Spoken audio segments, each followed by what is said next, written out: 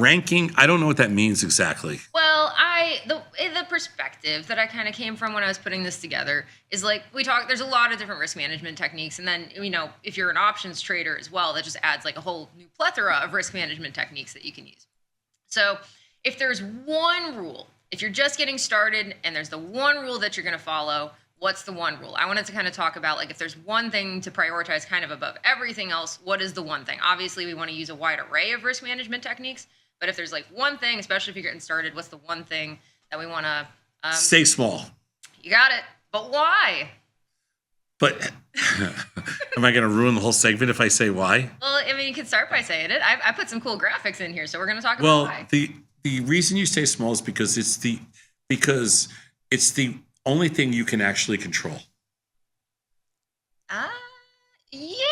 Yeah. You can only control entry, is what he's trying to say. Yeah. You can control your size at order entry. You can control your underlying. You can control like the duration of the contract. You can control what underlying you're going to pick. You can control, like I said, the duration. You can control a lot of things about the strategy.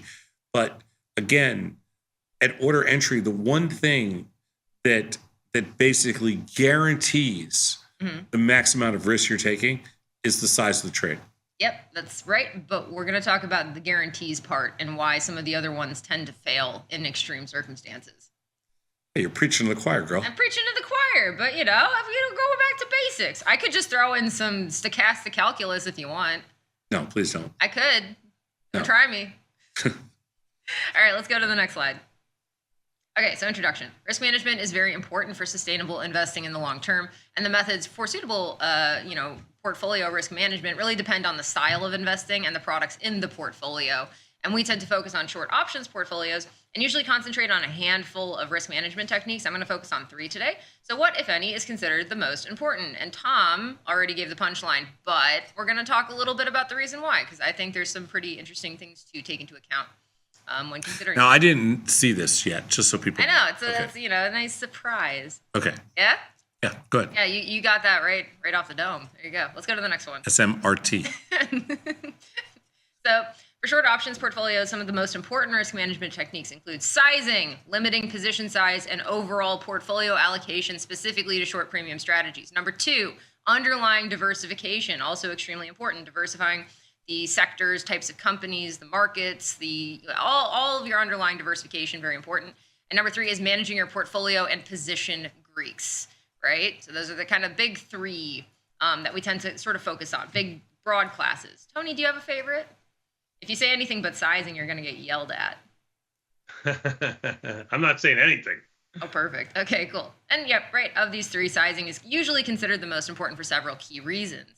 So let's go to the next slide.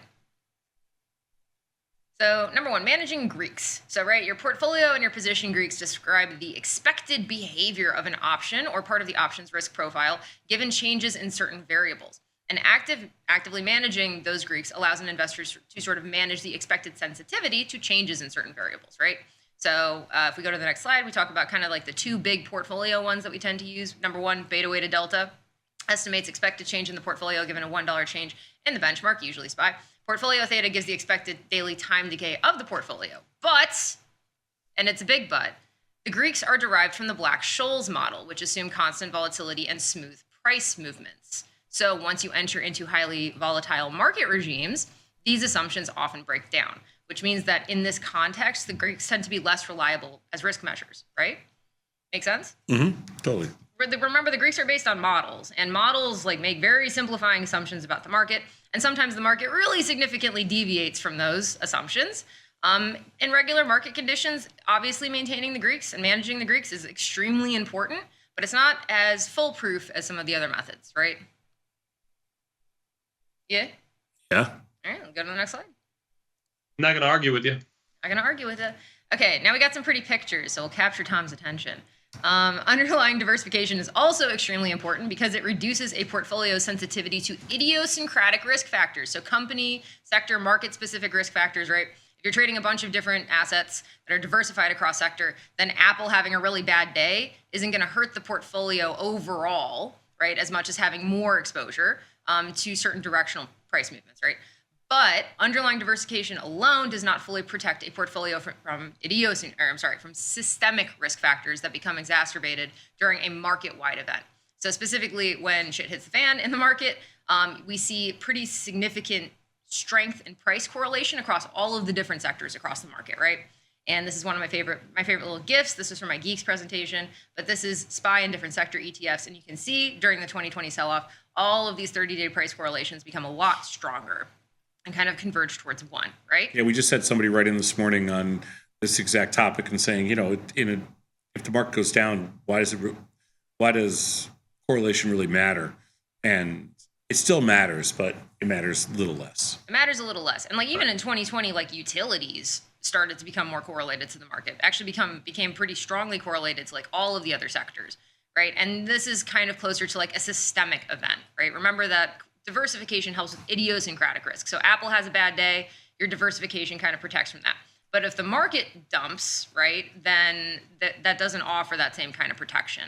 And then if we go to the next slide, there are certain defensive assets, such as gold and bonds, that tend to have a stronger inverse correlation to the market when this happens, right?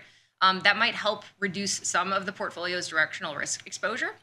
But this inverse correlation is not guaranteed, right? So the inverse price correlation is not guaranteed. And if we go to the next slide, you can also be on the wrong side of a big move in gold or especially bonds, right? Which tend to be really strongly inversely related to the equities markets, right?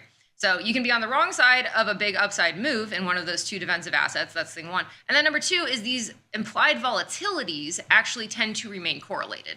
That's a biggie for options traders. Even though their prices might become inversely correlated for gold and bonds, for example, with the market, their implied volatilities tend to remain have a decent correlation, especially during that initial vol spike. High vol is high vol.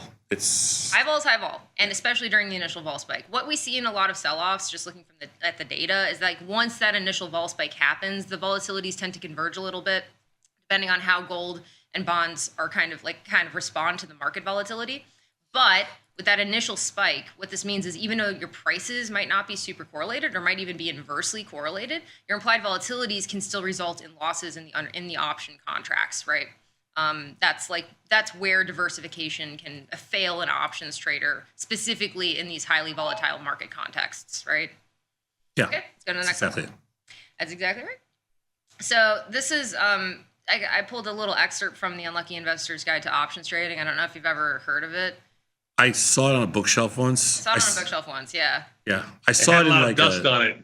I saw it in a discount, in a discount bin. I saw actually 10 of them in the bargain bin over at Half Price Books. I mean, it's a pretty great book. I really like it. But pulled a little excerpt from this. And this is, the data is a little bit outdated from what we showed in the book. But it shows the probability of a compounding loss between a SPY strangle and a gold strangle, for example, or a SPY strangle and a bond strangle. What you see is when you have two strangles that have very correlated underlyings, your chances of a compounding loss is about 67% between SPY and QQQ, for example. Okay. When you look at SPY or NASDAQ and an or low correlation asset, that compounding loss probability drops, but it's still significant, right?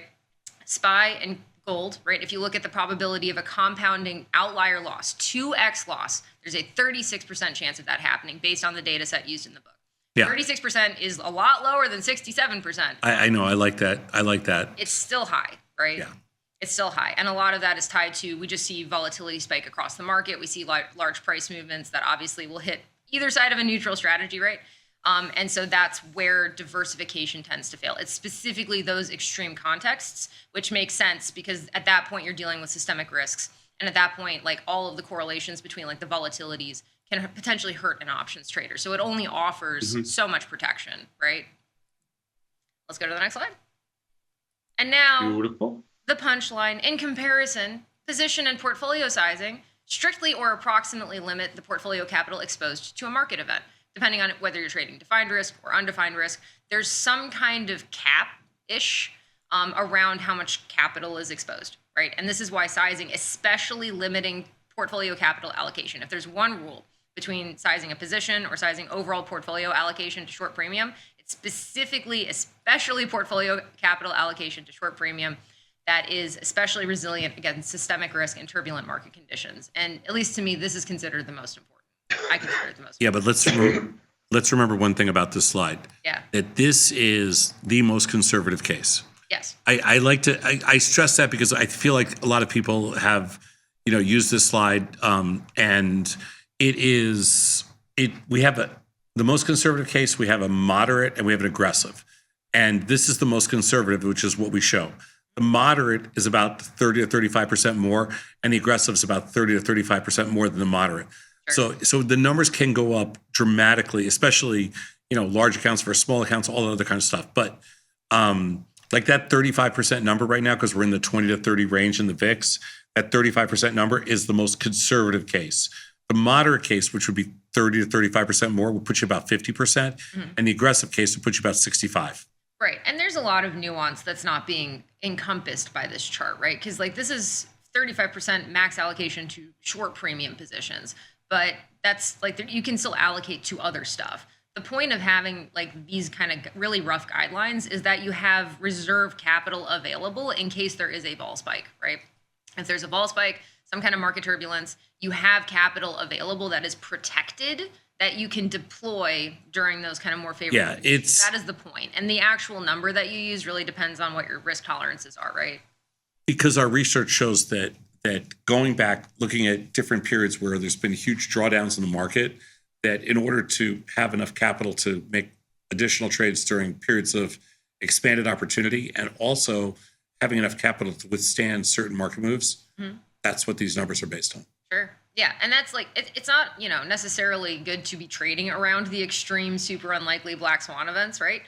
But of all of the three that we discussed, this one is the most resilient to the issues that come up during those market conditions that I talked about. 100%. 100%. And this is so an issue that I ran into as kind of like a new trader with a small account is that I had a really hard time trading short premium with the position cap, right? 5 to 7% of net of the portfolio. I had kind of a hard time keeping to that, but maintaining the overall capital allocation to the portfolio, that's the one that to me is a lot stricter to follow. And where that line is, it really depends again on your risk tolerances. And here we kind of show the more conservative case. Anytime you have a small account, everything is harder. Everything is hard, yeah.